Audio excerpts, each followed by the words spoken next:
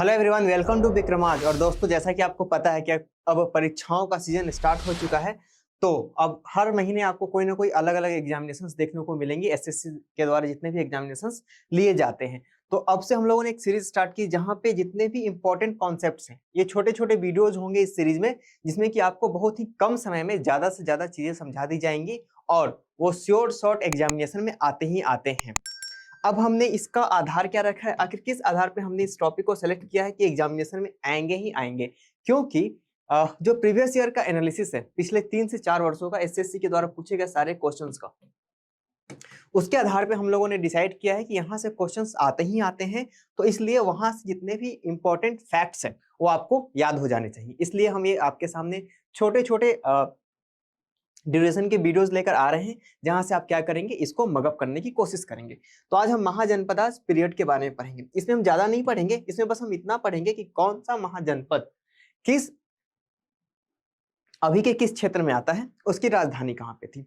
देखिए, महाजनपद आज कब से स्टार्ट होता है आपको पता है। सबसे पहले आता है आईवीसी, उसके बाद स्टोन एज तो होता ही है, लेकिन स्टोन एज के बाद की बात करें अगर, तो उसके बाद आता है आईवीसी, उसके बाद वैदिक पीरियड आता है, उसके बाद स्टार्ट होता है जन जो वर्ड होता है ऋग्वेद में, वही आगे चल के जनपदाज का स्थान लेता है, उसको फिर हम लोग क्या बोलते हैं, जनपद। तो इस प्रकार महाजनपद का स्टार्ट होता है, और ये 16 कुल मिला के महाजनपद हुआ करते थे। एक एक करके हम सारे महाजनपद, उसके लोकेशन और उसको अब उसके कैपिटल को क्या बोलते थे, उसको हम एक एक करके समझने की कोशिश करते हैं। तो आइए चलिए स्टार्ट करते हैं। चलिए, सबसे पहले हम बात करेंगे अंग डिस्ट्रिक्ट की। अंग डिस्ट्रिक्ट जो है, अभी मुंगेर और भागलपुर के इलाके को बोलते हैं, जो कि बिहार का एक हिस्सा है। तो अंग, देखिए बिहार में 3 अलग अलग तरह के महाजनपद होते थे। कौन कौन से? अंग, वैशाली या फिर जिसको कि हम लोग लिच्छवी बोलते थे, और एक मगध, जो आगे चलकर मगध बनता है, मगध एम्पायर बनता है आगे करके, क्योंकि एक एक करके क्या करता है, अलग अलग महाजनपदाज को क्या करता है, धीरे धीरे करके सबको खत्म करना स्टार्ट कर देता है।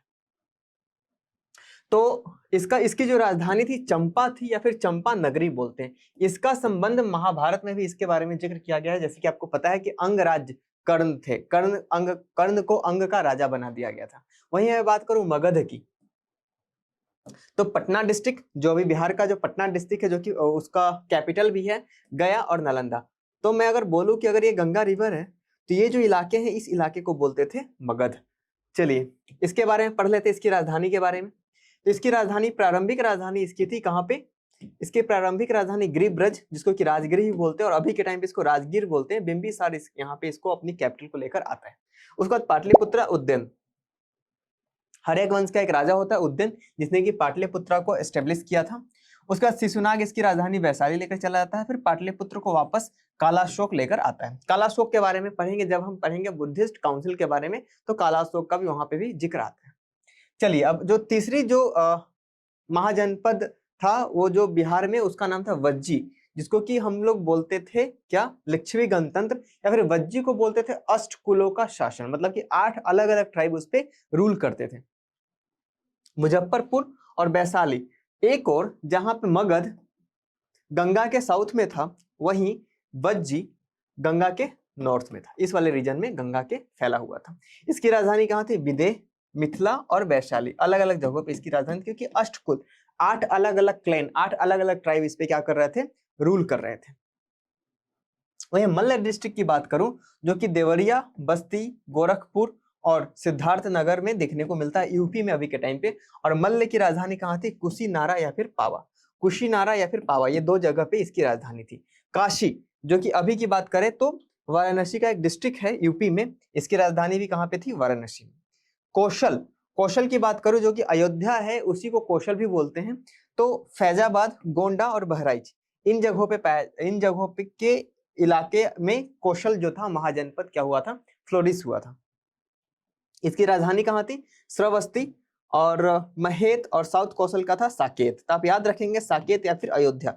नॉर्थ कौशल, इसको 2 पार्ट्स में बाद में इसको डिवाइड कर दिया गया था, और नॉर्थ कौशल की जो राजधानी थी वो कहाँ पे, श्रावस्ती में, और साउथ कौशल की साकेत या फिर अयोध्या, जैसे कि मैंने आपको बताया। चले अब आगे बढ़ते हैं। वत्स की बात करें तो इलाहाबाद और मिर्जापुर वाले इलाके को क्या बोलते थे? वत्स।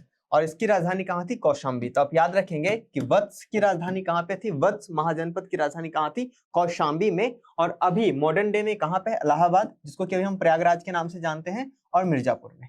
वहीं बात करूं चेदी की, तो इसका जिक्र महाभारत में भी हमको देखने को मिलता है। जो बुंदेलखंड वाला एरिया है, जो मध्य प्रदेश और उत्तर प्रदेश के इंटरजंक्शन पे जो इलाका है, उसको बोलते थे चेदी।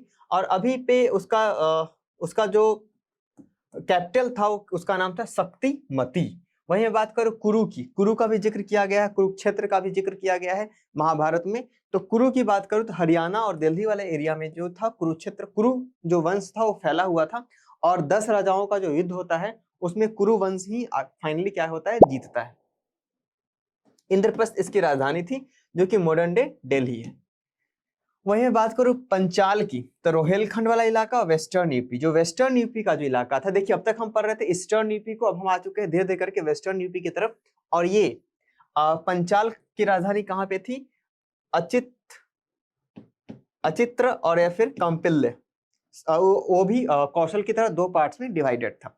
वहीं बात करूं सूर्य सेना की, तो उसकी राजधानी थी मथुरा। और मैं बात करूं मत्स्य की, जो कि अलवर, भरतपुर और जयपुर, जो कि राजस्थान के इलाके हैं, यहाँ पे मत्स्य एक राजवंश था, मत्स्य एक महाजनपद था, उसकी राजधानी थी कहाँ पे?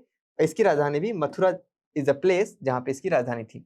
अगर मैं अवंती की बात करूं तो इसकी राजधानी थी उज्जैनी, या फिर यह भी 2 पार्ट्स में डिवाइड था। नॉर्थ को बोलते थे उज्जैनी, और साउथ की जो इसकी कैपिटल थी उसको बोलते थे महिष्मती। और देखिए ये मालवा का जो रीजन है अवंती, जो अभी आप उज्जैन देख रहे होंगे, उज्जैन, इंदौर, धार, ये सारे इलाके कहाँ पे था? अवंती के अंतर्गत में आता था। अगर हम नेक्स्ट की बात करें तो अस्मक पोटना या फिर पाटली इसकी राजधानी थी। और नर्मदा, अब देखिए नॉर्थ से अब हम कहाँ की तरफ जा रहे हैं? अभी हम लोग इसकी बात कर रहे थे, अब हम बढ़ रहे हैं साउथ की तरफ। और between river Narmada and Godavari, ये जो नर्मदा रिवर है और ये गोदावरी रिवर है, इसके जो तोवाब में जो रीजन थे उसको हम लोग क्या बोलते थे? अस्मक बोलते थे। और इसकी जो राजधानी थी कहाँ पे थी? पोटना या फिर पाटली। अगर 15वें नंबर की बात करें तो गांधार, इसका भी जिक्र हमको कहाँ मिलता है? इसका भी जिक्र हमको देखने को मिलता है महाभारत में। और गांधार जो है western part of Pakistan and Afghanistan. तो अभी भी अगर आप अफगानिस्तान का कैपिटल पूछेंगे तो कंधार ही है, जो कि इसी का अपभ्रंश है, गंधार का है। तक्षशिला यूनिवर्सिटी के बारे में आपने सुना होगा, near Rawalpindi, Pakistan and Pushkalavati is a place जहां पे इसकी राजधानी थी। तो तक्षशिला इसकी राजधानी थी गंधार की। तो आप याद रखेंगे गंधार की राजधानी कहां पे थी? तक्षशिला में। वहीं बात करूं कंबोज की, तो जो हजारा डिस्ट्रिक्ट है पाकिस्तान का, उस वहां पे कंबोज था, जिसकी राजधानी कहां पे थी? हटक या फिर राजापुर। तो आप देखिए 2 ऐसे रीजन थे जो कि महाजनपद के हिस्सा हुआ करते थे, और इसका एक्सटेंट यहीं तक था, इससे ज्यादा इसका एक्सटेंट नहीं था, इसी रीजन तक ये फैले हुए थे। और अगर 2 ऐसे रीजन थे जो कि पाकिस्तान में अभी मॉडर्न डे पाकिस्तान का हिस्सा है, कौन कौन सा था? गंधार और कंबोज। गंधार तो क्या है?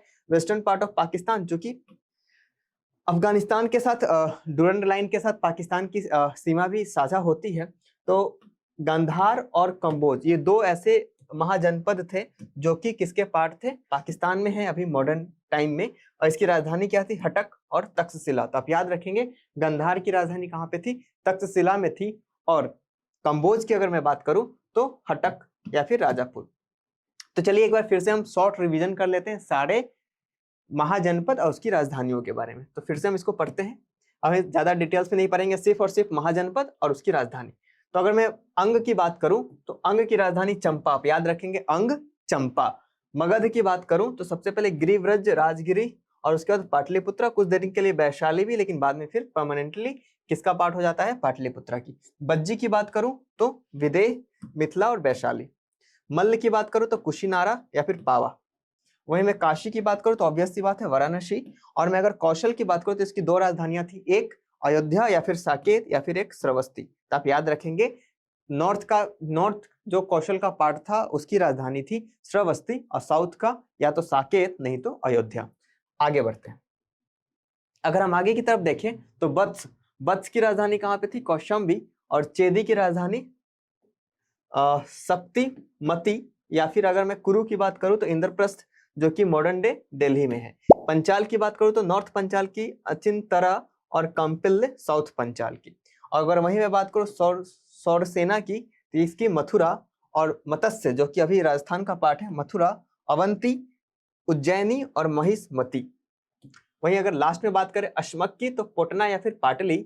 और अगर मैं गंधार और कंबोज की बात करूँ, कंधार की तक्षशिला, और कंबोज की अगर मैं बात करूँ तो राजापुर या फिर हटक।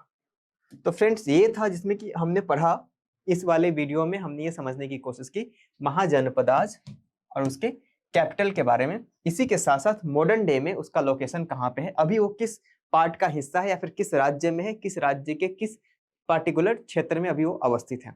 तो दोस्तों, ये था आज का लेक्चर, इसमें कि हमने महाजनपदाज के बारे में पढ़ा। अब मिलते हैं नेक्स्ट लेक्चर में, जहाँ पे हम अलग अलग स्टैटिक जीके के क्वेश्चंस और उसके कॉन्सेप्ट्स आपके सामने लेकर आते रहेंगे। तो फिलहाल आज के लिए इतना ही। अब मिलते हैं नेक्स्ट लेक्चर में। Thank you very much.